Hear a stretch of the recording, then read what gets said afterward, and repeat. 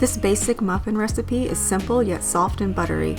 The simple muffin base is easy to make and can be flavored with a variety of mix-ins.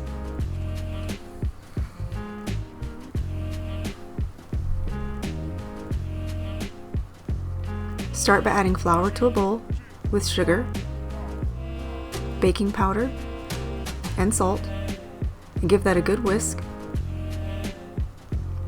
Add milk to a bowl, along with melted butter and eggs,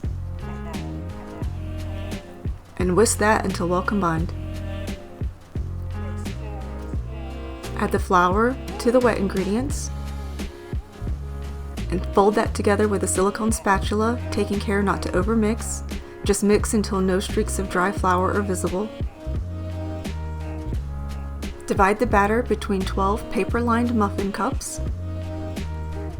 Sprinkle coarse sugar over the top and bake at 350 for 20 to 25 minutes. Allow the muffins to cool and then enjoy.